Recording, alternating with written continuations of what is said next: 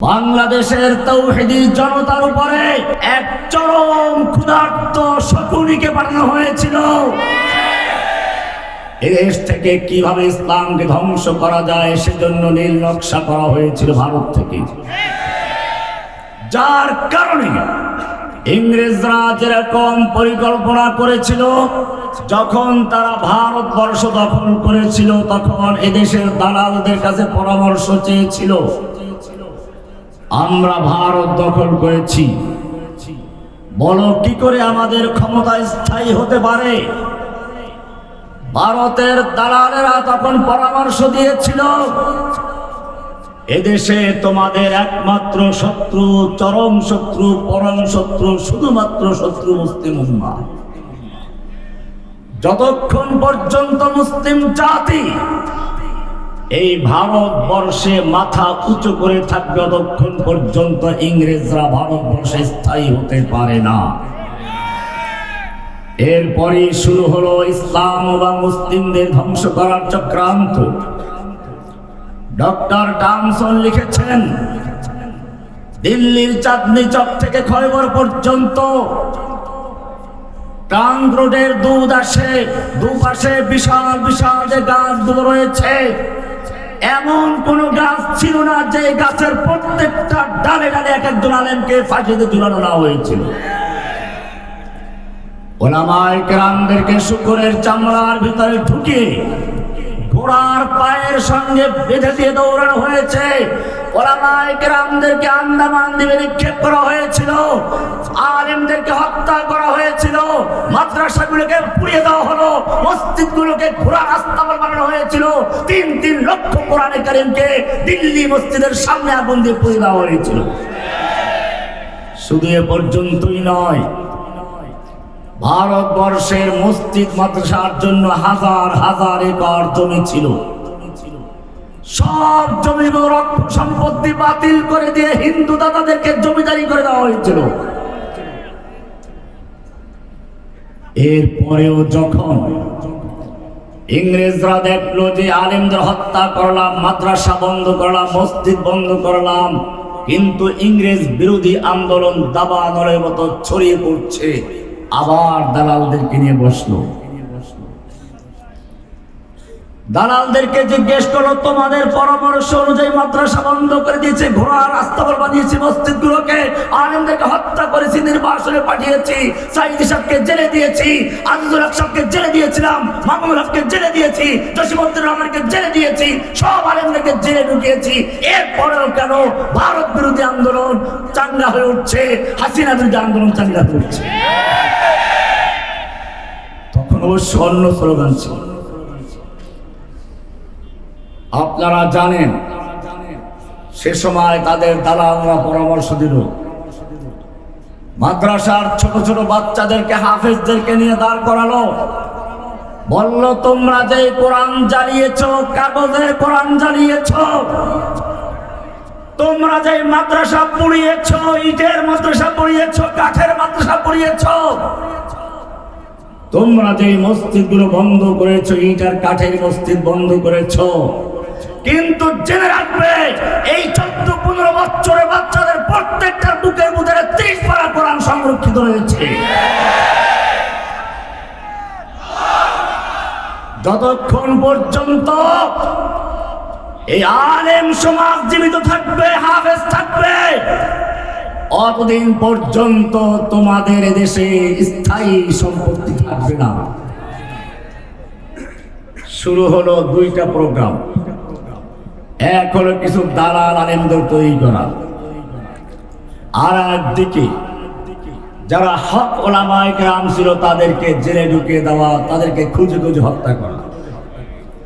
ঠিক বাংলাদেশেও 90 ইংরেজরা, ভারতের দালাল, ভারত থেকে সুদূর প্রসারী পরিকল্পনা নিয়ে যে বাংলাদেশে এসেছিল একটা শকুনি, এদেশে ছবল মেরেছিল মুসলমানদের ইমানের উপরে। প্রথম টার্গেট ছিল আলেম ওলামাদেরকে নয়, কোরআনকে নয়, মাদ্রাসা মসজিদকে নয়, স্বয়ং আল্লাহর নবীকে কলঙ্কিত করা। নবীর নামে কুচ্ছারটনা করা, নবীর স্ত্রীদের নামে, মেয়েদের নামে চরম ভাবে কুচ্ছারটনা করে এক গণজাগরণ মঞ্চের তৈরি করেছিল এই ভারতের দালাল শেখ হাসিনা। কিন্তু আপনারা জানেন সেই ব্লগার রাজীব হায়দার যে চরম ভাবে খালা বাবা নামে লিখে আল্লাহ রসুলকে চরম ভাবে কটূক্তি করেছিল, তাকে যখন দেশের তৌহিদি জনতা তার পাওনা চুকিয়ে দুনিয়া থেকে বিদায় করে দিয়েছিল, তখন এই শকুনি গিয়ে তার মায়ের উপরে গিয়ে ঝাঁপিয়ে পড়েছিল।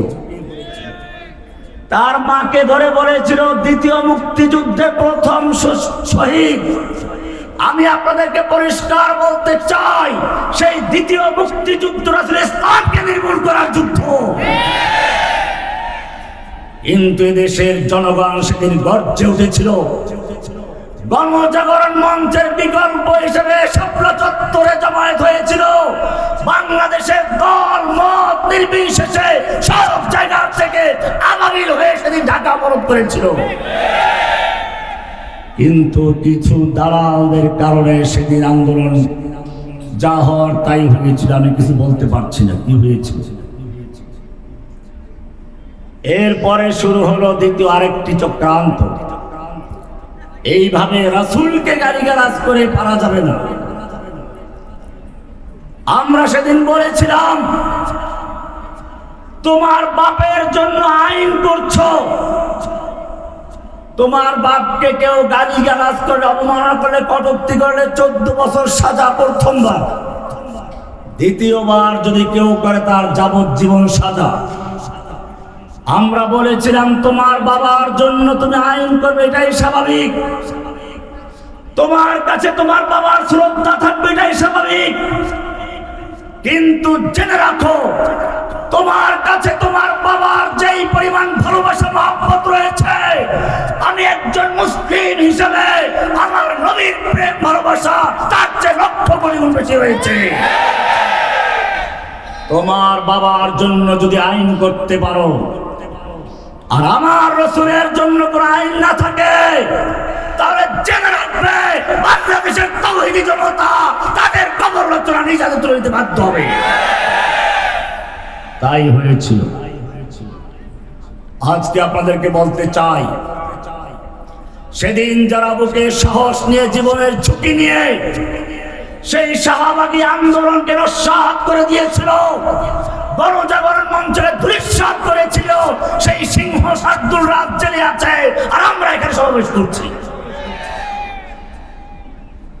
ভাইরা আমার, এরপরে শুরু হলো যে না, সরাসরি রসুলকে গালিগালাজ করে এটা সর্বস্তরের জনগণ ঐক্যবদ্ধ, এটা করা যাবে না। এইবারে ফেরাউনের চরিত্র নিয়ে আসলো। সূরা কাসাসের শুরুর দিকে পড়বেন, ফেরাউনের অনেক চরিত্রের মধ্যে একটা আছে ওয়াজআলা আহলাহা শিয়া। ফেরাউন তার দেশের জনগণকে বিভিন্ন দলে বিভক্ত করে তারপর রাজত্ব করছিল। আমার দেশেও সেটা শুরু হলো। প্রথম হামলা হলো এদেশের তাফসীরের কণ্ঠস্বর,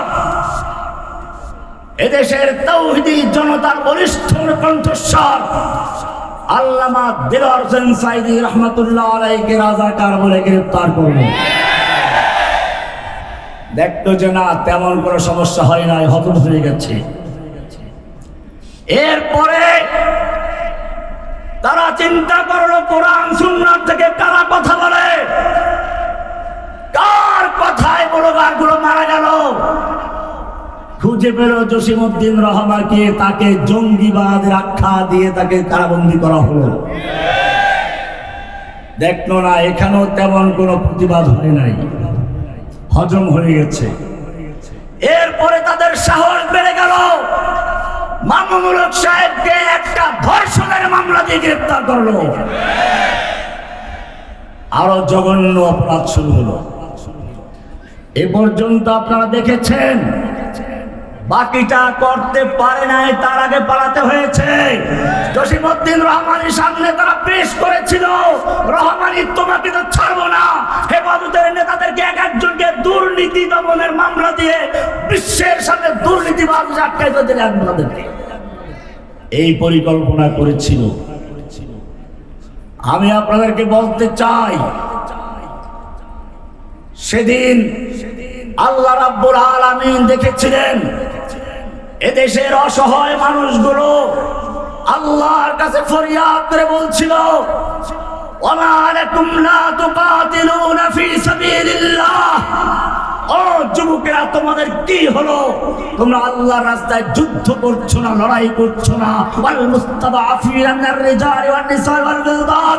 অথচ অসহায় নারী পুরুষ শিশুরা ফরিয়াদ করে বলছে, রব্বানা আখরিজনা মিন হাযিহিল ক্বরিয়াতিজ যালিমি আহলুহা। ও আমাদের রব, তুমি জালিমদের অধ্যুষিত জনপদ থেকে আমাদেরকে বাঁচাও। ওয়াজআল লানা মিন লাদুনকা ওয়ালিয়্যা, তুমি আমাদের জন্য তোমার পক্ষ থেকে নেতা পাঠাও। ওয়াজআল লানা মিন লাদুনকা নাসীরা, আমাদের জন্য সাহায্যকারী পাঠাও। এই ফরিয়াদে আসমান জমিন ভারী হয়ে গিয়েছিল।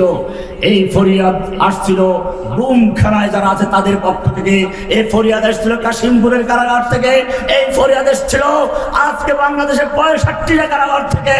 সেদিন আল্লাহ রাব্বুল আলামিন আবাবিল পাঠিয়ে দিয়েছিলেন। আমি যখন কারাগার থেকে দেখতে পেলাম সারা বাংলাদেশের স্কুল কলেজ মাদ্রাসা মসজিদ এমনকি ইংলিশ মিডিয়াম স্কুলের থেকেও ছেলেরা বের হয়ে আসছে সাবিলুল্লাহ সাবিলুল্লাহ আল জিহাদের স্লোগান দিয়ে, সেদিনই বুঝতে পেরেছিলাম। যখন ওদের স্লোগান দেখলাম রাতের বেলায় বের হলো, আমি কে তুমি কে, রাজাকার রাজাকার, কে বলেছে কে বলেছে, স্বৈরাচার স্বৈরাচার, বুকের ভিতর অনেক ঝড়, স্বৈরাচার গুলি কর। সেদিনই বুঝেছিলাম এই স্লোগান যখন চলে এসেছে, বুকের ভিতর অনেক ঝড়, রাজাকার স্বৈরাচার গুলি কর, ইনশাআল্লাহ এই জাতিকে দমানো সম্ভব হবে না। আল্লাহ তাআলা আবাবিল পাঠিয়ে দিয়েছিলেন।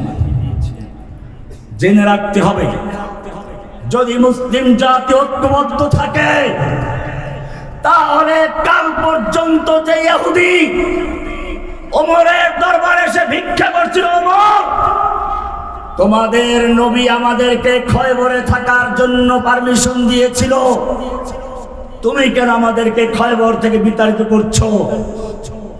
আমাদের থাকতে দাও, আমরা তোমাদের কৃষিকাজ করে দিচ্ছি, অর্ধেক ফসলের বিনিময়ে একটু থাকার ব্যবস্থা করে দাও।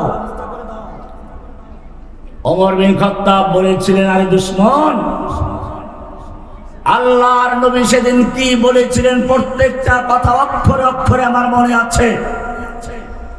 আল্লাহর নবী সেদিন বলেছিল, ইহুদিরা শুনে রেখো, আল্লাহ যে পর্যন্ত মঞ্জুর করেন সে পর্যন্ত তোমরা খয়বরে থাকবে, কিন্তু সেদিন বেশি দূরে নয়, যেদিন খয়বর থেকে তোদেরকে বিতাড়িত করা হবে, আজকে সেদিন এসেছে, তোদেরকে যেতে হবে। আর হ্যাঁ, ওই ইহুদি লিডারকে উদ্দেশ্য করে ওমর বলছিলেন, তোকে দেখি আল্লাহ রাসূল বলেছিলেন তোকে এত দূর পালাতে হবে, তোর উট তোকে নিয়ে দৌড়াতে দৌড়াতে হাঁপিয়ে যাবে, তারপরেও তোর পথ শেষ হবে না। আজকে সেই দিন এসেছে, ভাগ এখান থেকে। যে হিন্দুরা ভারতবর্ষে নিজেদের মধ্যে একে অপরকে গোলাম বানিয়েছিল, তুচ্ছ-তাচ্ছিল্য করছিল, অচ্ছুতি মনে করত, সেই হিন্দুদের ত্রাণকর্তা হিসেবে এসেছিল মুহাম্মদ ইবনে কাসেম। নিম্ন বর্ণের হিন্দুরা দলে দলে ইসলামের ছায়াতলে এসেছিল, যেই হিন্দুরা সেদিন ল্যাজ গুটিয়ে পালিয়েছিল, আজকে সেই হিন্দুরা মুসলিমদেরকে চ্যালেঞ্জ করছে, হিন্দু হিন্দি হিন্দুস্তান জবন বেজো পাকিস্তান, वो हमारी माता है तुम उसको खाता है, तुमको चाहिए कब्रिस्तान या भेजेंगे पाकिस्तान, এরকম চরম স্লোগান দিয়ে মুসলিমদেরকে অপমান করে যাচ্ছে। শুধু এ পর্যন্তই নয়, এতদিন পর্যন্ত তারা ভারতে মুসলিমদেরকে পিটিয়ে হত্যা করেছে, ভারতে মুসলিমদেরকে চরম অত্যাচার করেছে, বাড়িঘর জ্বালিয়ে দিয়েছে। কিন্তু যখন দেখলো মুসলিমদের তেমন কোনো প্রতিক্রিয়া নেই, ওরা ঈমান হারা হয়ে গেছে, তখন বাংলাদেশের কোটি কোটি মুসলমানকে চ্যালেঞ্জ করে দিনে দুপুরে মুসলিমদেরকে হত্যা করা শুরু করেছে। আমি সরকারকে বলতে চাই, আমাদের মুসলিম যুবকদের ফেসবুকে একটু লেখা দেখলে তাকে জঙ্গি মামলা দিয়ে বছরকে বছর জেলে পড়ে দিচ্ছিল। শেখ হাসিনা এই কাজটা করেছিল, জঙ্গিবাদের নাটক সাজিয়েছিল। বিভিন্ন সময় নিজের উপরে নিজে আক্রমণ করেছে। 21শে আগস্টের হামলায় সে নিজে মরলো না, অনেকগুলো লোক মরলো। কারণ ছিল কি? এটা ভারতের পরিকল্পিত হামলা ছিল। শেখ হাসিনাকে মারা হবে না, অন্য যে কজন তার প্রতিদ্বন্দ্বী হতে পারে আওয়ামী লীগের নেতা, তাদেরকে মেরে ফেলো। আইবি রহমানকে মারা হলো। এক ঢিলে দুই শিকার। হাসিনা চায় না তার চেয়ে প্রভাবশালী কেউ আওয়ামী লীগে থাকুক। সেই কারণে সেদিন এই নাটক সাজিয়েছিল। আজকে একটা সুসংবাদ দেখলাম, সেই 21শে আগস্টের হামলার নাটক সাজিয়ে যে সকল উলামায়ে কেরামদেরকে ফাঁসির রায় দেওয়া হয়েছিল, আল্লাহ রাব্বুল আলামিন তাদেরকে সসম্মানে হয়তো তাদেরকে আচরে বের করে নিয়ে আসবেন। আজকে তাদের সব মামলা খালাস হয়ে গেছে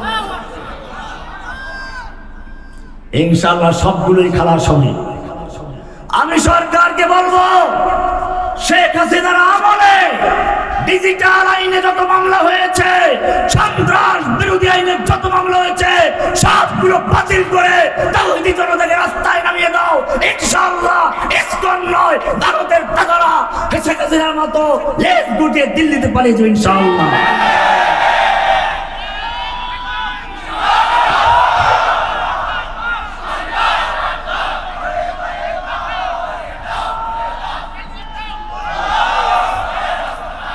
আমার নামে আনসারুল্লাহ বাংলা টিম তৈরি করা হলো। আমি বহুবার বলেছি, আমি গ্রেফতার হওয়ার আগ পর্যন্ত আনসারুল্লাহ বাংলা টিম নামে কোন দল বাংলাদেশে আছে বলে আমার জানা ছিল না। কিন্তু কেন বানানো হয়েছিল? জাতির সামনে আমাকে বিতর্কিত করার জন্য, বিশ্বের দরবারে আমাকে বিতর্কিত করার জন্য, এবং শুধু আমাকে নয়, বাংলাদেশকে জঙ্গি রাষ্ট্র দেখিয়ে সে প্রমাণ করতে চেয়েছিল জঙ্গি দমনের জন্য আমাকে দরকার, আমাকে ক্ষমতায় রাখো। এই জন্য আপনারা দেখেছেন হলিয়াটিজার হামলা কখন হয়েছিল? যখন ওই নির্বাচনের পরে গোটা বিশ্ব তার বিরুদ্ধে লেগেছিল, সারা বিশ্বের থেকে তার বিরুদ্ধে প্রতিবাদ হচ্ছিল। ঠিক সেই মুহূর্তে হলিয়াটিজারের নাটক সাজিয়ে গোটা বিশ্বের দৃষ্টিভঙ্গি ভিন্ন দিকে ফিরে গিয়েছিল। এভাবে জঙ্গি নাটক করে করে দেশের মুসলিমদেরকে ধ্বংস করার গভীর চক্রান্ত হয়েছিল। কিন্তু মনে রাখতে হবে, অতীতে যা হয়ে গেছে সেগুলো গেছে। এখনো যদি ঐক্যবদ্ধ হয়ে মাঠে না থাকতে পারেন, তাহলে এখন একজন আইনজীবীকে দিনে দুপুরে হত্যা করেছে, কালকে তারা মাদ্রাসা মসজিদে হামলা করতে দ্বিধা করবে না। মসজিদেও তারা হামলা করেছে। আমি সরকারকে বলতে চাই, আমাদের কোন দল না থাকলেও দল তৈরি করে নিষিদ্ধ ঘোষণা করেছ। আইএসপন দেশে প্রকাশ্যে জনগণকে হত্যা করছে, সন্ত্রাসী কাজ চালাচ্ছে। অবিলম্বে ইসকন নামক সংগঠনকে সন্ত্রাসী সংগঠন আখ্যায়িত করে অবিলম্বে নিষিদ্ধ ঘোষণা করে প্রজ্ঞাপন জারি করতে হবে।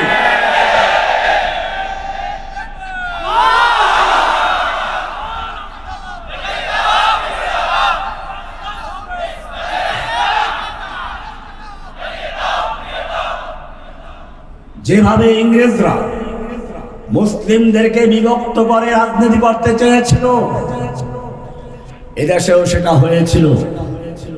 কিন্তু ওদের সমস্ত চক্রান্তের জাল মাকড়সার জালের মতো ছিন্ন ভিন্ন করে আল্লাহ রাব্বুল আলামিন ছাত্রদের নেতৃত্বে সমস্ত মানুষকে ঐক্যবদ্ধ করে দিয়েছিল।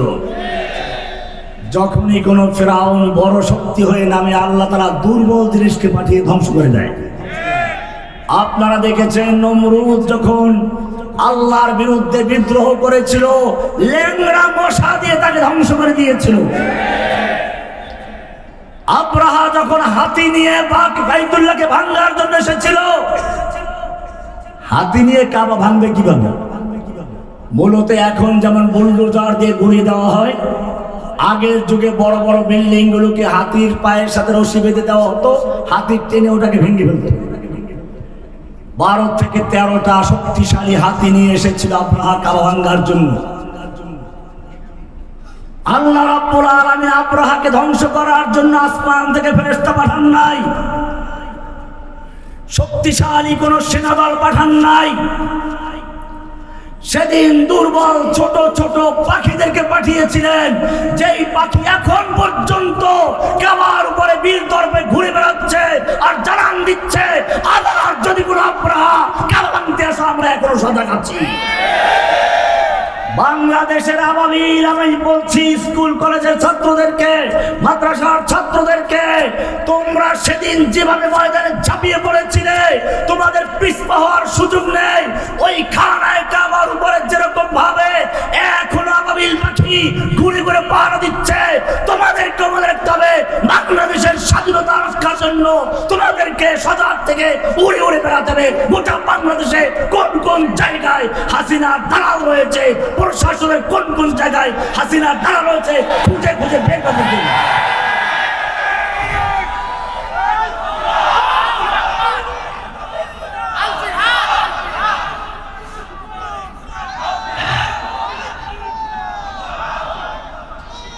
মনে রাখতে হবে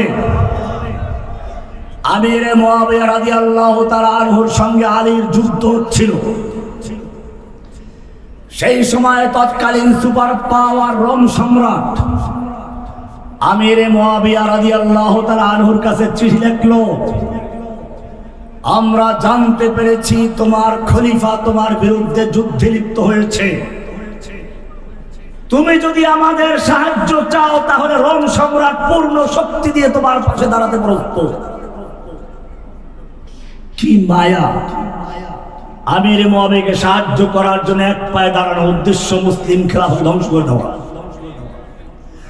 আল্লাহর নবীর ছাত্র আমাদের মতো দুর্বল ছিল না। আমির মুআবিয়া বুঝতে পেরেছেন এটা আমাকে সাহায্য করার প্রস্তাব নয়, এর মাধ্যমে ইসলামকে ধ্বংস করার নীল নকশা করা হয়েছে। সেজন্য তিনি পত্রের উত্তর দিলেন।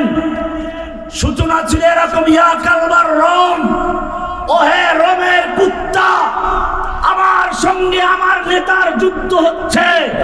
এই সুযোগ নিয়ে যদি মুসলিম উম্মার ভূখণ্ডের দিকে এক কদম বাড়াও, জেনে রাখবে আলীর পক্ষে যুদ্ধ করতে গিয়ে সেদিন অন্য কেউ নয়, সর্বপ্রথম যে লোকটা জীবন দিবে সে লোকটা হচ্ছে আমির মুআবিয়া রাদিয়াল্লাহু তাআলা আনহু। আমাদেরকেও মনে রাখতে হবে আমাদের ভিতরে বিভিন্ন মত থাকতে পারে, বিভিন্ন দল থাকতে পারে, কিন্তু যদি আমার কোন মুসলিম উম্মার উপরে কোন আলেমের উপরে আঘাত আসে, আমি জিজ্ঞেস করতে চাই আমির মুআবিয়ার বলিষ্ঠ ঈমান নিয়ে ময়দানে ঝাঁপিয়ে পড়ার জন্য কে কে তৈরি আছো?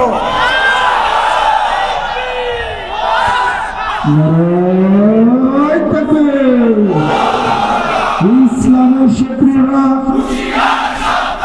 নারায়ে তাকবীর। আল্লাহর নবী স্বপ্ন দেখলেন তিনি মক্কায় প্রবেশ করছেন নিরাপদে। মদিনায় ঘোষণা হয়ে গেল। মুহাজিররা খুশি হলো, তারা বাড়িতে যেতে পারবে, আত্মীয় স্বজনের সঙ্গে সাক্ষাৎ করতে পারবে। আনসাররাও খুশি, মক্কা দেখি নাই, দেখতে পাবো। যুবকরা খুশি। 1400 সাহাবায়ে কেরামদেরকে কাফেলা নিয়ে আল্লাহর নবী উমরা করার জন্য মক্কার কাছাকাছি এসে পড়লেন। মাত্র 11 কিলোমিটার দূরে হুদায়বিয়া নামক জায়গা পর্যন্ত আসলেন। মক্কার লোকেরা বাধা দিল, ঢুকতে পারবেন না। আল্লাহর নবী ওসমানকে মক্কায় পাঠালেন, কারণ ওসমান ছিল মক্কার জনপ্রিয় ব্যক্তি। শুধু জনপ্রিয় নয়, মক্কার মেয়েরা তাদের বাচ্চাদেরকে ঘুম পাড়াবার জন্য, আমাদের যেমন পাড়া জোড়ালো কি কি যেন বলা হয়, এরকম মক্কার মেয়ে লোকেরা, মায়েরা তাদের সন্তানকে ঘুম পাড়াবার জন্য কবিতা পড়তো। উহিব্বুকা ওয়ার রহমান হুব্বা কুরাইশিন উসমান, উহিব্বুকা ওয়ার রহমান হুব্বা কুরাইশিন উসমান। ও বাবু, আমি তোমাকে ভালোবাসি ঠিক সেভাবে যেভাবে ওসমানকে কুরাইশের লোকেরা ভালোবাসে, মক্কার লোকেরা ভালোবাসে। আল্লাহর নবী সাল্লাল্লাহু আলাইহি ওয়াসাল্লাম সেই মক্কায় ওসমানকে পাঠালেন, মক্কার লোকদেরকে বুঝাও, আমি উমরা করতে এসেছি, যুদ্ধ করতে আসি নাই। কিন্তু মক্কার লোকেরা চিন্তা করলো একটা মোক্ষম সুযোগ। মুহাম্মদ সাল্লাল্লাহু আলাইহি ওয়াসাল্লাম নিজে তার 1400 মোক্ষম সাহাবীদেরকে নিয়ে এখানে কাছে এসে গেছে। যদি এই কাফেলাকে ধ্বংস করা যায়, ইসলাম শেষ হয়ে যাবে। তবে শক্তি তো একটু পরীক্ষা করা দরকার। একটা গুজব ছড়িয়ে দিল, ওসমানকে হত্যা করা হয়েছে। আল্লাহর নবীর কানে যখন এই খবর পৌঁছে গেল, আল্লাহর নবী সেদিন তাবুর থেকে বেরিয়ে গেলেন, জোরে ডাক দিলেন, ইয়া সাহাবাস শাজারা, ওহে গাছের নিচে অবস্থানকারী সাহাবীরা বেরিয়ে আসো। 1400 সাহাবায়ে কেরাম বের হয়ে আসলেন। আল্লাহর নবী সেদিন বক্তব্য দিলেন, আমার কাছে খবর এসেছে আমার ওসমানকে হত্যা করা হয়েছে। কোন রাষ্ট্রদূতকে হত্যা করা কোন আন্তর্জাতিক আইনে পড়ে না। ওসমানকে হত্যা করা হয়েছে। আসো, আমি হাত বিছিয়ে দিলাম, আমার হাতে হাত রেখে বয়াত করো। হয়তো মক্কা বিজয় করে ছাড়বো, নতুবা সকলে শহীদ হয়ে যাব, একটা লোক মদিনায় ফিরে যাব না। কে কে তৈরি আছো? ইম্মা শরিয়া ওয়া ইম্মা শাহাদা। এই বলে তিনি হাত বিছিয়ে দিলেন। আল্লাহর নবী নিজে হাত বিছিয়ে দিয়েছেন। কিসের বায়াত ছিল ভালো করে শুনে রাখো। বায়াত তো আছে, কিন্তু এই বায়াত কিসের বায়াত ছিল সেটা জেনে রাখো। আল্লাহর নবী হাত বিছিয়ে দিলেন, 1400 সাহাবায়ে কেরাম বায়াত করলেন। একটা মাত্র মুনাফিক পালিয়ে গিয়েছিল, বাকি সব বায়াত করেছিল। এক পর্যায়ে আল্লাহর নবী নিজের বাম হাতটাকে ডান হাতের উপরে রেখে দিয়ে বলছেন, এটা ওসমানের হাত, যাতে করে ওসমান এই বায়াত থেকে বঞ্চিত না হয়। বায়াত হয়ে গেল। এই বায়াতের ধাক্কা মক্কায় পর্যন্ত পৌঁছে গেল।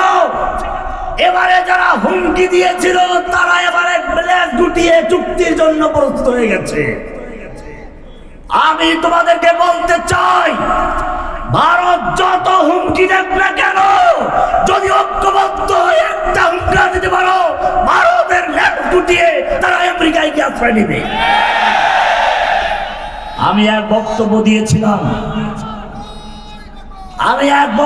দিয়েছিলাম, ভারতকে কেমনে কেমনে টুকরো করতে হবে। ভারতের কলিজায় আগুন ধরে গেছে। আমাকে নিয়ে ওদের এখনো পেটের ভিতরে পায়খানা চলে গেছে। মনে রাখতে হবে।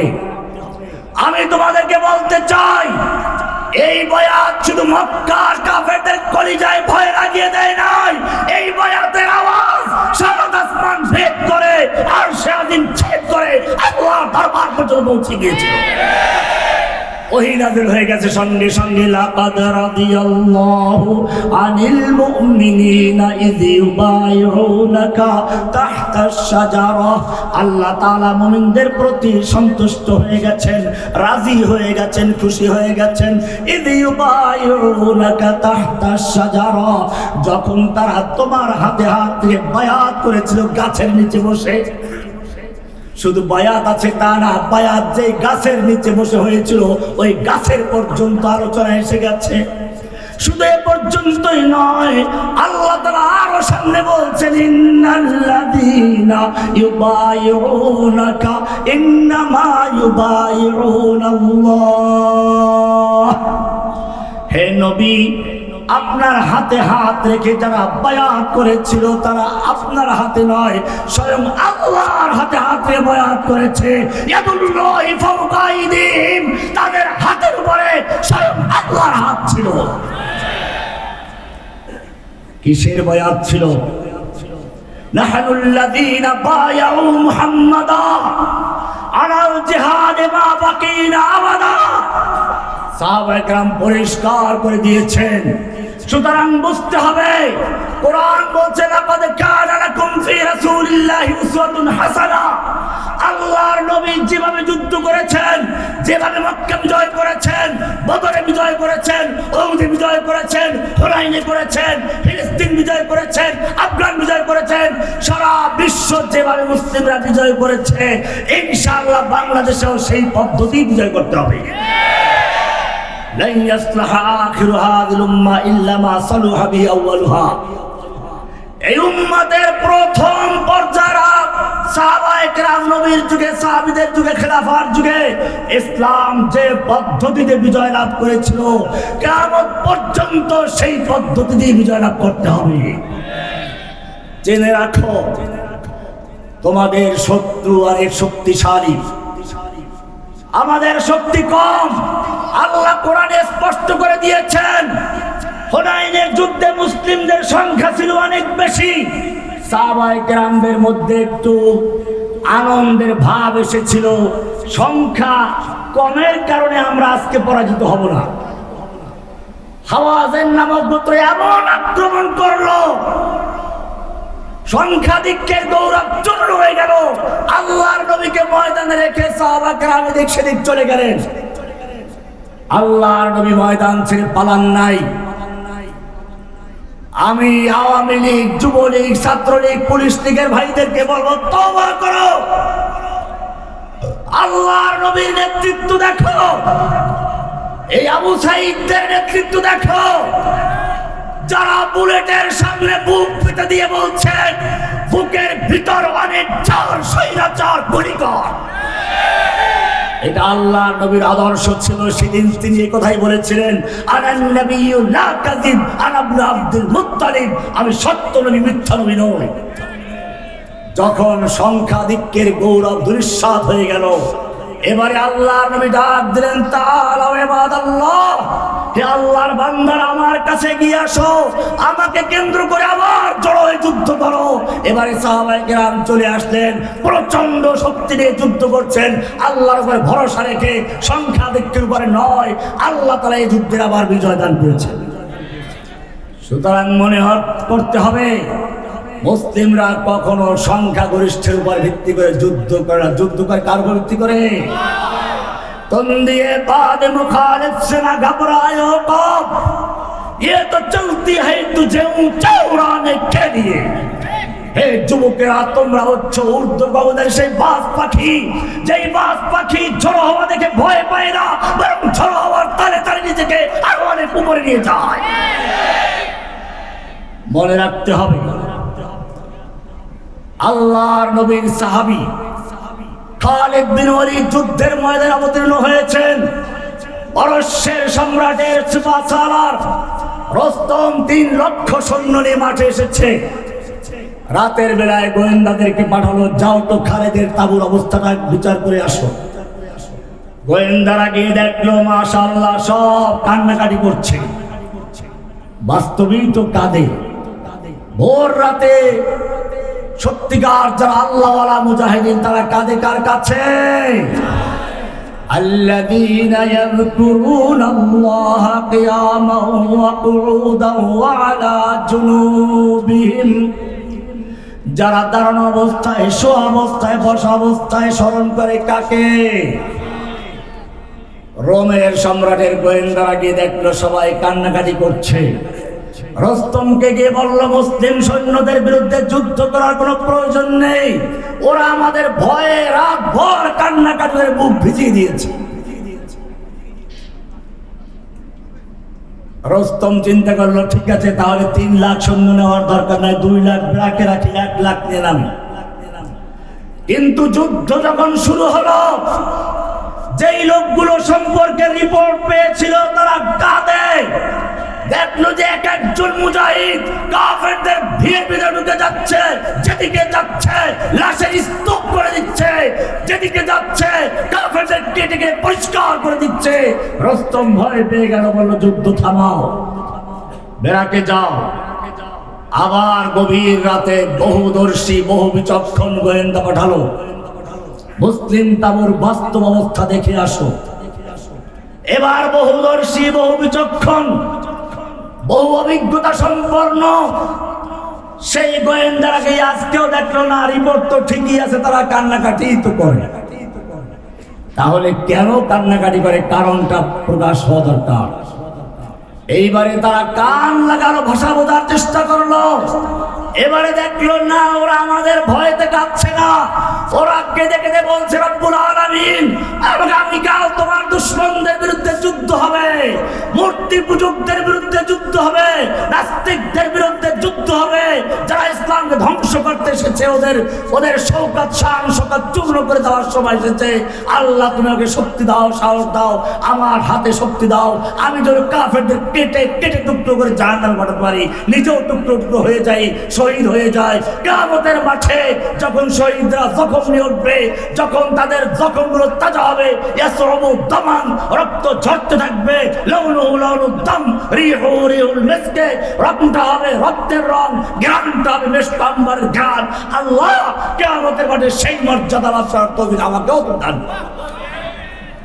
গোয়েন্দারা বুঝতে পারলো কাঁদে ঠিকই, তবে আমাদের ভয়তে নয়।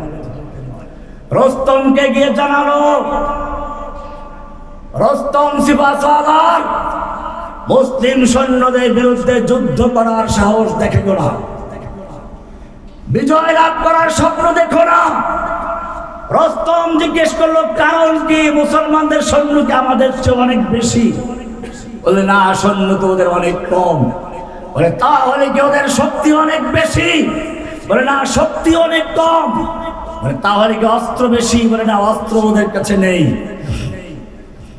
রস্তম খেপে গেল, অস্ত্র আমার বেশি, সৈনিক আমার বেশি, শক্তি আমার সৈনিকদের গায়ে বেশি, আমাকে ভয় দেখাচ্ছ কেন? গোয়েন্দারা বলল, রোমের সেবা পরশের সেবাসালার শুনে রেখো, অস্ত্র তোমার বেশি, সৈনিক তোমার বেশি, শক্তি তোমার সৈনিকদের গায়ে বেশি, ঠিক আছে, কিন্তু জেনে রাখো তোমার সৈনিকদের কাছে সুন্দরী যুবতী নারী আর মদের পেয়ালা যত বেশি প্রিয়, মুসলিম সৈনিকদের কাছে আল্লাহর রাস্তায় জীবন দেওয়া তার চেয়ে অনেক বেশি।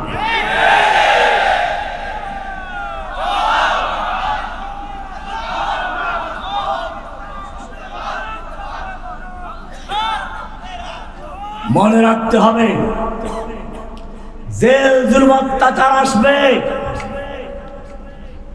কিন্তু দেখে নাও আল্লামা সাঈদী সাহেব জেলে মারা গেছেন, বন্দি অবস্থায় মারা গেছেন। আমি জিজ্ঞেস করতে চাই, জীবিত সাঈদীর শক্তি বেশি ছিল না মরা সাঈদীর শক্তি বেশি ছিল? প্রমাণ কি? প্রমাণ আছে। প্রমাণ হচ্ছে সেদিন সাঈদী সাহেবের জানাজা ঢাকায় করতে দেওয়া হয় নাই, কারণ হাসিনা বুঝতে পেরেছিল জীবিত সাঈদীর চেয়ে মরা সাঈদী লক্ষ কোটি গুণ শক্তিশালী বেশি। যদি জানাজা করতে দেওয়া হয়, বিপ্লব হবে, অভ্যুত্থান হবে, তার গতি টিকবে না। সেজন্য রাতের অন্ধকারে তাকে ঢাকা থেকে বের করে দেওয়া হয়েছে। জেলখানায় যারা গিয়েছিল তারা কি দুর্বল হয়ে গেছে? এক পিচ্চি রফিকুল ইসলাম মাদারি ছোট্ট মানুষ, গোটা শরীরটা বারোদে ভরা। আজকে কথা হলো, কোন জায়গায় আসার কথা ছিল, অসুস্থ, দোয়া করে আমাদের সেবা দান করে। আমি অসুস্থ, আসতে পারে নাই। যাই হোক, আমি বলতে চাই যারাই কারাগারে গেছে তাদের ঈমান কি দুর্বল হয়েছে না আরো শক্তিশালী হয়েছে? ও যুবক শুনে রেখো, জেল কাটতে হলেও ঈমানি শক্তির প্রয়োজন আছে। মানুষ খাঁচায় বন্দি করে ওই পাখিকে, যেই পাখির আওয়াজ ভালো, তোতা পাখি পালে অথবা রূপ আছে ময়না পাখি পালে, কাউয়া কোনোদিন কেউ খাঁচায় পালে না। বোঝা গেল যাদের ভিতরে ঈমানি চেতনা আছে, যাদের ভিতরে মূল্য আছে, যুগে যুগে কাফেররা তাদেরকে জেলখানায় বন্দি করেছে। সুতরাং জেলখানায় বন্দি হওয়া কোনো পীর বুজুর্গের বদদোয়ার ফসল নয়। বিভ্রান্ত হবেন না। ইউসুফ আলাইহিস সালাম জেল খেটেছেন, আমাদের নবী মুহাম্মদুর রাসূলুল্লাহ সাল্লাল্লাহু আলাইহি ওয়াসাল্লাম একদিন দুদিন নয়, 3 বছর পর্যন্ত শিয়াবে আবি তালেবে বন্দী জীবন যাপন করেছেন। ইমামে আবু হানিফা রাহমাতুল্লাহ আলাইহি কারাগারে ছিলেন, ইমামে আহমদ বিন হাম্বল দীর্ঘদিন কারাগারে ছিলেন, ইমাম ইবনে তাইমিয়া রাহমাতুল্লাহ আলাইহি জেল খেটেছেন। ওলামায়ে দেওবন্দের বড় বড় আলেমরা ইংরেজদের জেলে ছিল, বাংলাদেশের বড় বড় আলেম যারা তারা সবাই জেলে ছিল। সুতরাং জেলখানায় যাওয়াটা কোনো দোষের ব্যাপার নয়। অনেকে মনে করে আমাদের হুজুরের কাছে কেউ আসতে ভয় পায় না, তাদের কাছে আসলে নাকি সেই গ্রেফতারি পরোয়ানা সাদা হয়ে যায়। আমি জিজ্ঞেস করতে চাই, তোমার পীর বুজুর্গের চেয়ে আল্লাহর নবী বুজুর্গি বড় ছিল না ছোট ছিল? আল্লাহর নবীর চেহারা তোমার পীরের চেয়ে সুন্দর ছিল না কম ছিল? একটু কোরআন থেকে তোমাদেরকে হিসাব দিচ্ছি। আল্লাহর নবী কি সুন্দর ছিলেন, কবি সুন্দর করে বলছেন, ওয়া আহসানা মিন কালাম তারাকাত আইনি ওয়া আজমালা মিন কালাম তালিদিন নিসাউ খুলিকতা মুবাররাম মিন কুল্লি আইবি কান্নাকা কদ খুলিকতা কামা তাশাউ। আয়েশা বলছেন, ولنا شمس وللآفاق شمس وشمسي أفضل شمس السماء فإن الشمس تطلع بعد العشاء بعد الفجر وشمسي تطلع بعد العشاء। শেখ সাদি বলছেন, لا يمكن الثناء كما كان حقه بعد الخدا। বুজুর্গ তো ये किस्सा मुख्तसर। আর তুমি বলছেন, दुर्फिशानी ने तेरी कतरों को दरिया कर दिया, दिल को रोशन कर दिया, आंखों को बीना कर दिया, खुद न थे जो राह पर औरों के हादी बन गए। क्या नजर थी जिसने मुर्दों को मसीहा कर दिया। কি নবীর শান, কি নবীর চেহারা। শুধু এ পর্যন্তই নয়, নবী যখন রাস্তায় চলেন মেঘ দিয়ে ছায়া দেয়। নবী যখন পেশাব করতে গেছেন আড়াল করার কিছু নেই, খেজুর গাছ এগিয়ে এসে আড়াল করছে। নবী যখন মজলিসে বসে কথা বলছেন, নবীর আওয়াজের চেয়ে কেউ জোরে কথা বলে ফেলেছে, আল্লাহর বরদাস্ত হয় নাই, সঙ্গে সঙ্গে ওহী নাযিল হয়ে গেছে। ইয়া আইয়ুহাল্লাযীনা আমানু লা তারফাউ আসওয়াতাকুম ফাওকা সাওতিন নবী ওয়া লা তাজহারু লাহু বিল কওলি কাজহারি বাযিকুম লিবাযিন আন তাহবাতা আমালুকুম ওয়া আনতুম লা তাশউরুন। হে মুমিনগণ, খবরদার নবীর আওয়াজের চেয়ে জোরে আওয়াজ করে কথা বলবি না। নিজেদের মধ্যে যেরকম কথোপকথন করো, জোরে জোরে কথা বলো, এমনটা নবীর শানে করবি না।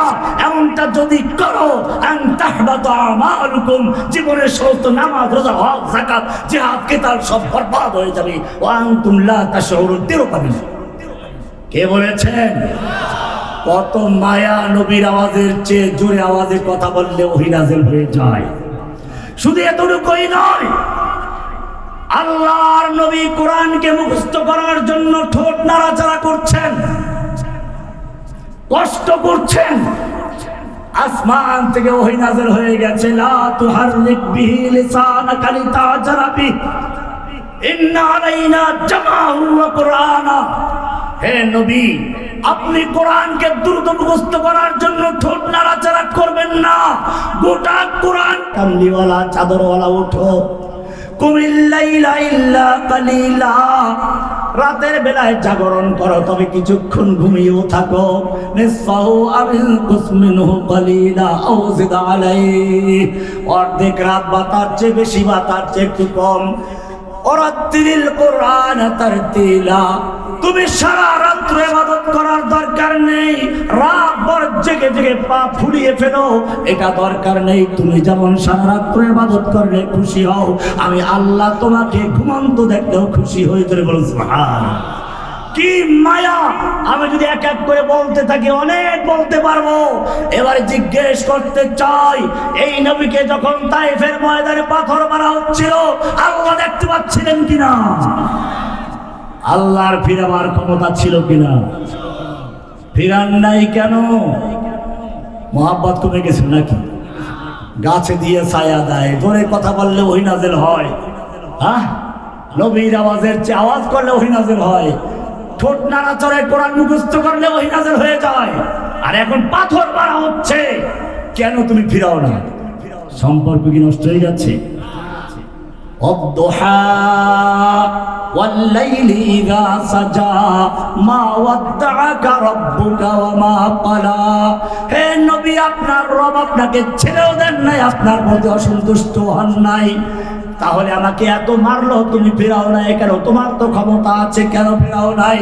শুধু এ পর্যন্তই নয়, ওদের ময়দানে আল্লাহর নবী লোহার তুমি পরে মাথায় যুদ্ধ, তুমি পরে তিনি যুদ্ধের ময়দানে অবতীর্ণ হয়েছেন, এক কাফের তলোয়ার দিয়ে আঘাত করে তুমি ভেঙ্গে লোহার তুমি মাথার ভিতর ফিরছেদ করে দাঁতে আঘাত করেছে, দাঁত পড়ে গেছে, লোহার অংশটা গালের ভিতরে ঢুকে আছে।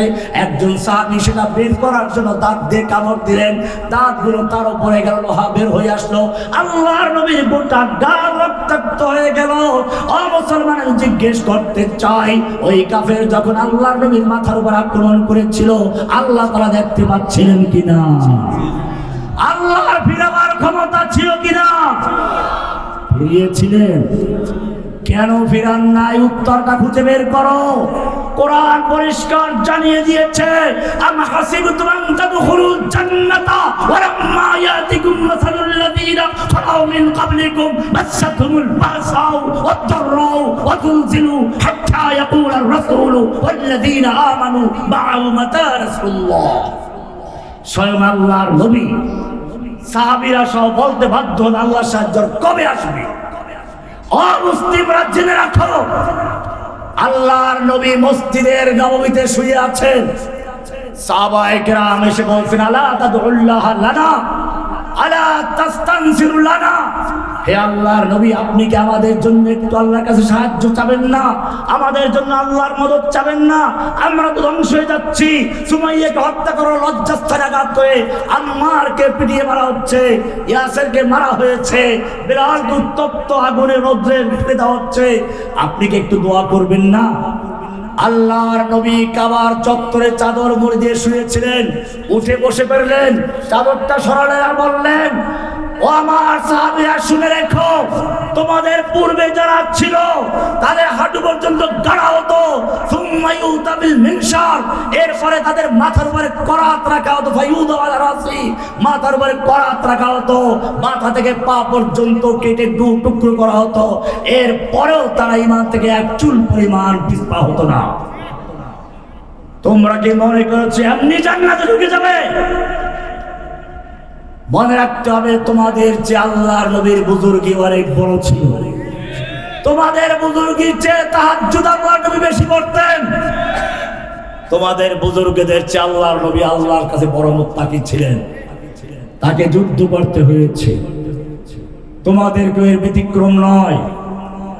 আল্লাহর নবীর উসওয়া, লাকাদ কানা লাকুম ফি রাসূলিল্লাহি উসওয়াতুন হাসানা, এই আয়াত কোন সূরায় খুঁজে দেখো, এটা মিষ্টি খাওয়ার আয়াত নয়।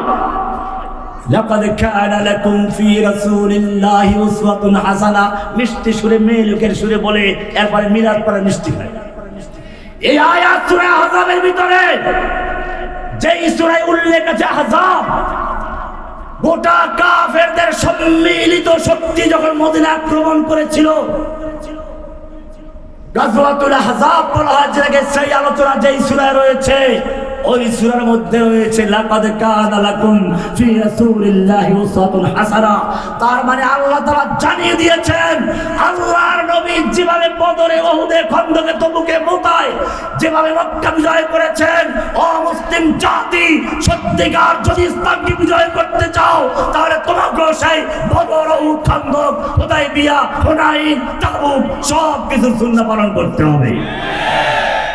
ওই সময় বিজয় এসেছে যে পথে, তোমাদের বিজয় হবে সেই পথে। আব্রাহাম লিঙ্কনের পথ ধরে কখনো ইসলামের বিজয় হতে পারে না। লাকাদ কানা লাকুম ফি আব্রাহাম লিঙ্কন সুন্নাহ হতে পারে না। এটা দুর্ভাগ্য মুসলিম জাতির জন্য, যখনই পৃথিবীর বুকে নতুন কোন একটা মতবাদ মাথা চারা দিয়ে উঠেছে, একদল আলেম সঙ্গে সঙ্গে অসহায়ের মতো সেই মতবাদকে ইসলামাইজেশন করার জন্য চলে গেছে। সমাজতন্ত্র যখন আসলো, একদল আলেম দেখলো সমাজতন্ত্র ইসলাম, কারণ সমাজতন্ত্রের একটা জয় জয়কার অবস্থা হয়েছিল। স্লোগানটা ভালো ছিল, কেউ খাবে তো কেউ খাবে না, তা হবে না, তা হবে না, কেউ 10 তলায় কেউ গাছতলায়, তা হবে না। এই বৈষম্যের মূল কারণ হচ্ছে ব্যক্তি মালিকেরা ব্যক্তি মালিকে থাকবে না, রাষ্ট্রের কলকারখানা, জমি জমা সব থাকবে রাষ্ট্রের মালিকেরাই, জনগণ শুধু কাজ করবে আর সমানভাবে ভোগ করবে। কি সুন্দর স্লোগান! মানুষ দলে দলে সেই সমাজতন্ত্রে ঢুকলো। ক্ষমতায় আসলো, দেখে গেল এটা ফাঁকা আওয়াজ। এটা ছিল মাথা ব্যথা দূর করার জন্য, মাথা ফেলে দেওয়ার মতো। গোটা দেশের জনগণকে গরু ছাগলের মতো, পশুর মতো শ্রমিক বানিয়ে মুষ্টিমেয় কয়েকজন নেতা গোটা দেশের মালিক বনে গেছিল। এছাড়া ব্যক্তি মালিকানা না থাকার কারণে দেশের আয় উৎপন্ন ব্যাহত লাগলো। শেষ পর্যন্ত সমাজতন্ত্রীদের বড় বড় মূর্তিগুলোর গলায় রশি লাগিয়ে রাস্তায় গুলি গুলি করে দিয়েছিল। সেই চিত্র আর একবার দেখলো বাংলাদেশের জনগণ। একটা লোককে আল্লাহর নবীর সিরাতের পরিবর্তে এই জাতির কাছে একটা লোকের সিরাতকে এত প্রচার করা হয়েছিল, মনের ভিতরে যারা গেঁথে যায় সেটা বারবার বলা হচ্ছে। তবে গেঁথে গেছে, মনের মালিক কে? মনের মালিক কে? উলাইকা কাতাবা ফি কুলুবিহিমুল ঈমান। মুমিনদের অন্তরে ঈমানের বীজ রোপণ করেন কে? আল্লাহ রাব্বুল আলামিন এই জাতির নতুন প্রজন্মের কাছে ওই মূর্তির উপরে এত ঘৃণা তৈরি করে দিলেন। ইব্রাহিম আলাইহিস সালাম যখন মূর্তিখানায় ঢুকলেন, গিয়ে দেখলেন বড় বড় মূর্তি, অনেক দামি দামি খাবার আছে। গিয়ে বলেন খা খা, আল্লাহ তাআলা গুলো খাও না, খা বাঁচে থাকবে। বারবার মিলিয়ামিন থাপ্পড় মারলে পরে পাথরের মূর্তি, মূর্তি ব্যথা পায় না নিজে ব্যথা পায়? পাইছে ব্যথা। এইবার উঠছে রাগ যে হাতে না, এবারে কুড়াল লইল, এবারে কুড়াল দিয়ে মূর্তি ভেঙ্গে চুরমার করে বড় মূর্তির গলায় কুড়াল লটকে দিয়ে ভাগলো। লোকেরা যখন আসলো মেলায় আবার পূজা দেওয়ার জন্য, এসে দেখলো সর্বনাশ, সব মূর্তির হাত পা ভেঙ্গে চুরমার হয়ে গেল। কে এই কাজটা করলো? নমরুদের কাছে ছুটে গেছে যুবকরা, ভালো করে শোনো। নমরুদ এসে করেছে রাজকীয় মূর্তিখানায় এই কাণ্ড ঘটেছে। নমরুদ এসে কিছুক্ষণ পর্যন্ত চিন্তা করলো, ভাবলো কোন ভূমিকম্প হলো না, ঝড় তুফান হলো না, মারামারি যুদ্ধ হলো না, এই মূর্তিগুলো কে ভাঙলো? নিশ্চয় এটা মূর্তি ভাঙা পর্যন্ত শেষ নয়, বরং এটা হচ্ছে এই মূর্তির সমাজকে ভেঙে দিয়ে তাওহীদের সমাজ গড়ার এক সুদূর পরিকল্পনার সূচনা মাত্র। সে প্রথম প্রশ্ন করলো, এটা কোন যুবক আছে যে যুবক এই মূর্তির সমালোচনা করে? লোকেরা এবার বললো, হ্যাঁ হ্যাঁ, একজন যুবকের ব্যাপারে শুনেছি, সেই মূর্তির সমালোচনা করে, তার নাম হচ্ছে ইব্রাহিম। তার নাম কি? ও যুবকেরা, আমাদের জিজ্ঞেস করতে চাই, নমরুদ কেন যুবকের কথা বললো? কারণ নমরুদ বুঝতে পেরেছিল এই মূর্তির ভাঙ্গা পর্যন্ত আন্দোলন শেষ নয়, বরং এই মূর্তির সমাজকে ভেঙে দিয়ে তাওহীদের সমাজ গড়ার জন্য একটা নতুন আন্দোলন শুরু হচ্ছে। আর সেই আন্দোলন শুরু হচ্ছে মূর্তি ভাঙ্গা দিয়ে। আমি ছাত্র জনতাকে বলতে চাই, যারা জুলাই আগস্টে আন্দোলন করেছ, তোমরাও সেই ইব্রাহিমের অনুসারী। কদ কানাত লাকুম উসওয়াতুন হাসানাতুন ফি ইব্রাহিম ওয়াল্লাযীনা মাআহ। ইব্রাহিম এবং তার সঙ্গীদের মধ্যে রয়েছে তোমাদের জন্য আদর্শ। ইব্রাহিম সেদিন পালান নাই, বরং এটা আন্দোলনের সূচনা ছিল। তোমাদের জুলাই আগস্টের আন্দোলনের একটা সূচনা, ইনশাআল্লাহ সেদিন বেশি দূর নয়। যদি ঐক্যবদ্ধ থাকতে পারো, ইব্রাহিম আলাইহিস সালাম যেভাবে তাওহীদের বিজয় এনেছিলেন, বাংলাদেশে ইনশাআল্লাহ তাওহীদের বিজয় আসবে। আমরা কাউকে দাবি জানাবো না, ইনশাআল্লাহ এই আবাবিল পাখি নিয়ে বাংলাদেশে এমন বিপ্লব তৈরি করতে হবে, যেই বিপ্লবের ঢেউয়ের তোড়ে জেনে দেশের দালালগুলো সব দিল্লি পালিয়ে যেতে পারবে। সংসদ ভবন, গণভবন, বঙ্গবন্ধু আদালত, সব জায়গায় ইসলামের পতাকা উদ্দিন ঐক্য জানান। সেই শক্তি নিয়ে সহজ ঐক্যবদ্ধ হও। আমি বলবো, ইব্রাহিম আলাইহিস সালামকে আগুনে নিক্ষেপ করা হতে লাগলো। অপরাধ তার কি? এইটাই। সমস্ত ফেরেশতারা দেখছে, আবেদন করছে, আল্লাহ কি হচ্ছে এটা? আল্লাহ কয়, ব্যাপারটা আমি দেখতেছি। আল্লাহর সাহায্যের একটা নিয়ম আছে, ভালো করে শুনো। বান্দার ক্ষমতা যখন শেষ হয়ে যায়, আল্লাহর সাহায্য সেখান থেকে শুরু আসে। আল্লাহ তারা দেখতে চাচ্ছেন আমার ইব্রাহিম কোন পর্যন্ত অটল থাকে, নাকি শেষ পর্যন্ত আবার আত্মসমর্পণ করে।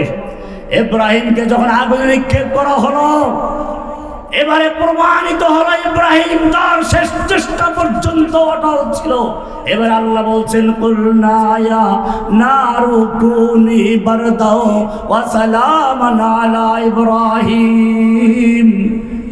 ও ইব্রাহিম, তুমি তোমার কাজ শেষ করেছ, তোমার যে পর্যন্ত শক্তি ছিল সে পর্যন্ত অটল ছিলে, এবারে তোমার শক্তি যেখানে শেষ ওখান থেকে আমার সাহায্য শুরু। এ আগুন খবরদার খবরদার আমার ইব্রাহিমের একটা পশম পর্যন্ত জ্বালাবি না। কে হুকুম দিয়েছিলেন? এই যুগেও দেখেছি আমাকে হত্যা করার জন্য দুইবার ক্রস ফায়ার নিয়ে গিয়েছিল, কিন্তু ওদের হাতে কম পড়ে শিখেছে, একটা আল্লাহর দুশমনের সাহস হয় নাই ওরা আমাদের বুকে গুলি করার জন্য। ওরা আমাকে বিভিন্ন প্রস্তাব দিয়েছিল, শেষ সময় আমার জামিন হয়েছিল। আল্লাহ বোধহয় এটা পরীক্ষার চূড়ান্ত পর্যায়ে নিয়েছিলেন, দেখি তুমি কি করাইবা। আমাকে সারা দিন সেই আদালত চত্বরে একটা গাড়ির ভিতরে এসি বন্ধ করে দিয়ে রোদ্রে ফেলে রেখেছিল। আমার কেবল মনে পড়ে সেই বিলালের কাহিনী। এত লোক এখান থেকে আসা যাওয়া করছে, কেউ জানে না যে রহমানিকে গাড়ির ভিতরে নির্যাতন করা হচ্ছে। যখন আদালতের সময় শেষ হয়ে যাচ্ছে তখনই কে বলছে, রহমানি এটা বলো, এটা স্বীকার করো, তোমাকে ছেড়ে দিব, বড় পদ দেওয়া হবে। আমি তখন বেহুশের ভান করেছিলাম, কারণ ওদের কথা জবাব দিব না। আদালতের টাইম শেষ হয়ে যাচ্ছে, শেষ পর্যন্ত এখন আদালত উঠতে হবে, রিমান্ড শেষ হয়ে গেছে, কি করবে? আদালতের চত্বরে আর পুলিশকে ডেকে রেখে দিয়ে ওরা পালাইছে, মরলে কি করবে? আল্লাহ রাব্বুল আলামিন আমাকে বাঁচিয়েছেন। কে বাঁচিয়েছেন? সেজন্য তোমাদেরকে বলবো, इब्राहिमेर मतो तौहीद दिए यदि माठे नामते पारो, आज भी जो कर इब्राहिम का ईमान पैदा आग कर सकती है अंदाज़े गुलिस्ता पैदा। और যুবকেরা জেনে রাখো যে আল্লাহ তাআলা ইব্রাহিমের জন্য নমরুদের আগুনকে গুলবাগিচা বানিয়েছিল, সে আল্লাহ এখনো জীবিত আছে। তোমার জন্য নাস্তিক মুরতাদ ভারতের সকল আগুনকে নিভিয়ে দিতে পারবে। মুসা আলাইহিস সালাম লাঠি নিয়ে ময়দানে নেমেছেন, পিছনে ফেরাউনের বাহিনীর, সামনে নদী, পালাবার জায়গা নেই। আল্লাহ দেখতে চাচ্ছেন শেষ পর্যন্ত কি করো। মুসার ক্ষমতা শেষ হয়ে গেছে, সামনে নদী, পিছনে ফেরাউনের বাহিনী। আল্লাহ বলেন, মুসা তোমার ক্ষমতা শেষ হয়েছে, তোমার ক্ষমতা যেখানে শেষ ওখান থেকে আমার সাহায্য শুরু হবে, এবারে মারো লাঠি। লাঠি মারলেন, পানি ভাগ হয়ে দাঁড়িয়ে গেছে। মুসার বাহিনী পার হয়ে গেলেন, ফেরাউনকে চুপিয়ে মেরেছেন। আমি জিজ্ঞেস করতে চাই যে আল্লাহ সুবহানাহু ওয়া তাআলা মুসার জন্য পানিকে ভাগ করে দিয়েছিলেন, ফেরাউনকে চুপিয়ে মেরেছিলেন, সে আল্লাহ এখন জীবিত আছেন কিনা? ভারতের সৈন্যদেরকে বুড়ি গঙ্গায় যমুনায় চুপিয়ে মারতে পারেন কিনা? मिस्ले कलीम हो अगर मारे का आज़मा कोई, मिस्ले कलीम हो अगर मारे का आज़मा कोई, आज भी आती है कोहे तूर से बंगला तखफ। যেভাবে মুসাকে আল্লাহ বলছে লা তাখাফ, তোমার ভয় নেই, তুমি বিজয়ী হবে, সে আল্লাহ জীবিত আছেন কিনা? ওয়ালা তাহিনু ওয়ালা তাহজানু ওয়া আনতুমুল আ'লাউনা ইন কুনতুম মুমিনিন। ভয় নেই, চিন্তা করো না, বিজয়ের মালিক কে? ওয়া আনতুমুল আ'লাউনা ইন কুনতুম। শুধু একটাই দরকার, আমাদের ঈমানি তাওহীদি শক্তি দরকার। কি দরকার? আমাদের আশ্চর্য হতে হয়, যেই মুসলিম সৈনিকেরা, যুবকেরা আল্লাহর দরবারে কেঁদে কেঁদে শক্তি সঞ্চয় করবে, দুর্ভাগ্য তাদের, সেই আল্লাহর দরবার বাদ দিয়ে তারা মূর্তি পাহারাদারি করতে গেছে। उनको तहजीब ने हर बंद से आजाद किया, लेके काबे से सनम खाने में आबाद किया। কাবার দরবার থেকে নিয়ে মন্দিরের দরবারকে দাঁড় করে দিয়েছে। কি মারাত্মক অবস্থা! তুমি যতই চেষ্টা করো হিন্দুদেরকে খুশি করার জন্য, ইহুদিকে খুশি করার জন্য, আল্লাহ বলছেন ওয়ালান তারদা আনকাল ইয়াহুদু ওয়ালান নাসারা হাত্তা তাত্তাবিআ মিল্লাতাহুম। আল্লাহ আরো বলেছেন লা তাজিদান্না শাদ্দান নাসি আদাওয়াতাল লিল্লাযিনা আমানুল ইয়াহুদ ওয়াল্লাযিনা আশরাকু। তুমি মানুষের মধ্যে সবচেয়ে মুমিনদের বড় শত্রু আল্লাহ বলেছেন দুইটা। কয়টা? কয়টা? কে বলেছে? লা তাজিদান্না, অবশ্যই পাবে। আসাদ্দান নাসি আদাওয়াতান, চরম শত্রুতাকারী, পরম শত্রুতাকারী, কঠিন শত্রুতাকারী দুদলকে পাবে। কদেরকে? লাতাজিদান্না আসাদ্দান নাসি আদাওয়াতান লিল্লাযীনা আমানুল ইয়াহুদা ওয়াল্লাযীনা আশরাকু। ইহুদিদেরকে আর মুশরিকদেরকে পাইবা। ইহুদিরা আছে ফিলিস্তিনে, মুশরিকরা আছে ভারতে, ঠিক কিনা? সুতরাং তোমাদেরকে আমি আহ্বান করব, তৈরি থাকো। এটা কোনো ভয়ের কারণ নেই। সাহাবায়ে কেরামদের যখন ভয় দেখানো হয়েছিল, বদরের যুদ্ধে যখন কাফেররা পরাজিত হয়েছিল, বলেছিল আবার যুদ্ধ হবে এখানে, আল্লাহর নবী তৈরি হয়ে আসবেন। কাফেরদের পরিচয় ভয় লেগে গেল, কিন্তু না আসলে তো একটু লজ্জার ব্যাপার আছে। মদিনায় খবর ছড়িয়ে দিল, ইন্নান নাস ক্বাদ জামাউ লাকুম ফাখশাউহুম, খবরদার তোমরা বদরে দ্বিতীয়বার যাইও না। অনেক বিশাল সৈন্য সমাবেশ করেছে মক্কার লোকেরা, তাদেরকে ভয় করো, পরাজিত হয়ে যাবে। কিন্তু আল্লাহর নবীর সাহাবীদের কানে যখন এই আওয়াজ গেল, তারা ভয় পেয়েছিল। কোরআন বড় পরিষ্কার বলা আছে, আল্লাযীনা ক্বালা লাহুমুন নাসু ইন্নান নাসা ক্বাদ জামাউ লাকুম ফাখশাউহুম ফাযাদাহুম ঈমানা, তাদের ঈমান আরো বৃদ্ধি হয়ে গেল। তারা বলতে লাগলো, আচ্ছা এটাই তো আমরা চাচ্ছি। যুবক ওদের ময়দানে যুদ্ধ করছে, আল্লাহর নবীর সামনে পড়ে গেছে, ইয়া রাসূলুল্লাহ, আমার এই সুন্দর চেহারা, আমার এই বাহু, আমার এই যৌবন, আমি যদি আল্লাহর রাস্তায় যুদ্ধ করে শহীদ হয়ে যাই, আমার জন্য কি পুরস্কার রয়েছে? আল্লাহর নবী বললেন জান্নাত। যুবক বলল, বাহ, এত সহজ জান্নাত। একটা খেজুর বের করলেন, 2-3টা খেয়ে বললেন, বাকিগুলো ছুঁড়ে মারলেন, এতগুলো খেজুর খেলে আমার জান্নাতে যেতে দেরি হয়ে যাবে। তলোয়ার নিয়ে যুদ্ধ করতে লাগলেন, দুশমনদের কাটতে কাটতে ওদের ভিড়ের মধ্যে ঢুকে পড়লেন। পূর্ণিমার চাঁদ যেরকম ভাবে কালো মেঘের ভিতরে গায়েব হয়ে যায়, দুশমনদের ভিড়ের মধ্যে যুবক গায়েব হয়ে গেলেন। সাহাবায়ে কেরাম ডাক দিলেন, যুবক ফিরে আসো, কাফেরদের ভিড়ে চলে গেছো কেন? যুবক তাকালো, ঠোঁটে মুস্কি হাসি, চেহারায় রক্ত, আর বলছে, আমাকে যেতে দাও, বিদায় দাও। আমি ওদের প্রান্তের থেকে, ওদের পাহাড়ের দিক থেকে আমার নাকের ভিতরে জান্নাতের সুগন্ধ পাচ্ছি। আমি জিজ্ঞেস করতে চাই, যদি প্রয়োজন হয় বাংলাদেশের স্বাধীনতা রক্ষার জন্য, ইসলামকে রক্ষার জন্য, আবার সেই সাহাবায়ে কেরামদের আদর্শ নিয়ে মাঠে ঝাঁপিয়ে পড়ার জন্য কে কে তৈরি আছো? নারায়ে তাকবীর, নারায়ে তাকবীর, নারায়ে তাকবীর। আল্লাহু আকবার। ইসলামের শত্রুরা হুঁশিয়ার সাবধান, হুঁশিয়ার সাবধান, ইসলামের শত্রুরা নারায়ে তাকবীর। सबक पढ़ फिर सदाकत का, अदालत का, शजाअत का, लिया जाएगा काम तुझसे इन दुनिया की इमामत का। इस गर्ज से जो मक्तल में आया, वो सुबह शाम सलामत रहती है। ये जान तो आने जाने है, इस जान की कोई परवाह नहीं। तौहीद की अमानत सीनों में है हमारे, आसा नहीं मिटाना नाम निशा हमारा। सब गुरीजा हो गया आखिर जलवाए खुर्शीद से, ये चमन मामूर होगा नगमाए तौहीद से। कत्ल करना है तो कर ले आशिक़े दिलदार को, हम शिकायत जा करेंगे कातिबे तकदीर को। और सल्लल्लाहु तआला अला नबीना मुहम्मद व अला आलिहि व सहबिहि अजमाइन। सुब्हानल्लाहि व बिहम्दिहि, सुब्हानकल्लाहुम्मा व बिहम्दिका, अशहदु अन ला इलाहा इल्ला अंता, अस्तगफिरुका व अतूबु इलैक। अस्सलामु अलैकुम व रहमतुल्लाहि व बरकातुहू।